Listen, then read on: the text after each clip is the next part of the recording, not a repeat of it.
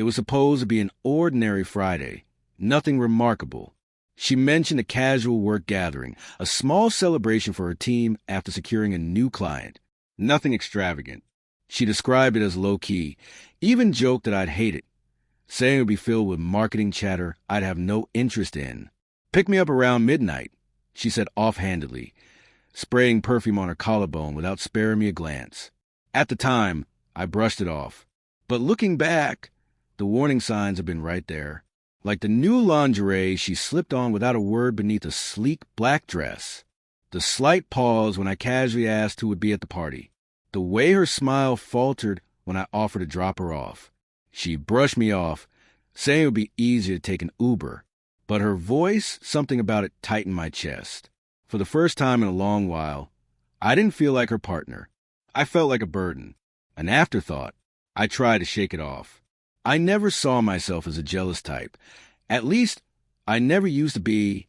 But when something feels wrong, it lingers deep in your bones. So at 10:15, instead of waiting on the couch like I was supposed to, I grabbed my keys and left. I didn't tell her. I just needed to see for myself. The house wasn't far, tucked away in an upscale suburban neighborhood. Too upscale for a junior marketing team's casual get-together. That was my first red flag. I parked a few streets away, cut the headlights, and walked. From a distance, I could hear soft music, the hum of polite conversation, and occasional laughter floating into the night air. Nothing wild, just curated charm and casual small talk. I didn't go inside. Something told me to watch first. I found a spot beside a hedge near the back patio, just within view of the sliding glass door. And that's where I saw her. She wasn't drunk. She wasn't even pretending. She stood there, perfectly composed in that black dress she once swore was meant only for me. And she was kissing someone. Not a clumsy, drunken peck. Not some meaningless flirtation. A real kiss, slow, deliberate, intimate. The kind of kiss you share with someone who feels like home. My hand closed around a brick wall nearby, though I barely noticed. My eyes stayed locked on them. At first, I couldn't see his face, just his arm wrapped around her waist like it belonged there. Then he shifted slightly. Elias, her ex, the one she told me had destroyed her, the one she cried over, claimed she hated, swore was out of her life. Turns out, he wasn't out of her life after all.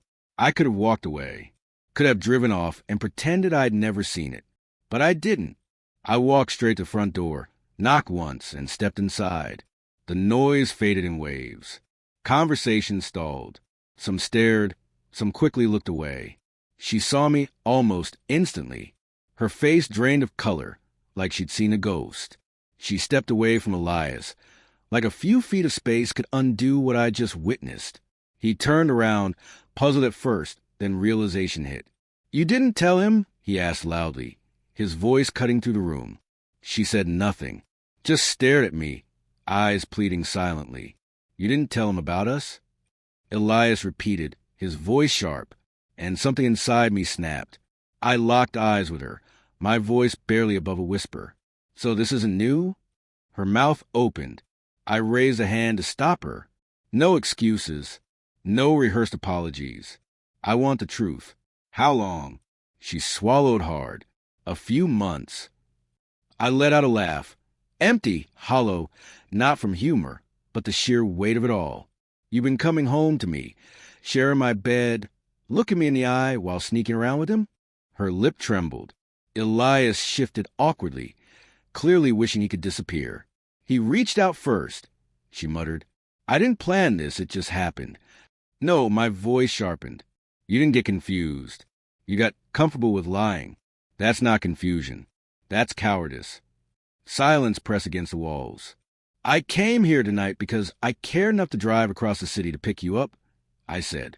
"But you weren't planning on coming home with me, were you?" I turned to leave. She grabbed my arm. "Please," she whispered, "don't leave like this. We need to talk." I gently pulled my arm free. "You didn't want to talk when you were kissing him," I said, without looking back. "You already made your choice." And I walked away. I don't know if she cried after. I don't know if he stayed. Honestly, I don't care. That night, I lost someone I once loved, but I found someone else, someone who deserved better, me, and I made myself a promise. Never again would I be the man standing outside, watching someone else hold my place.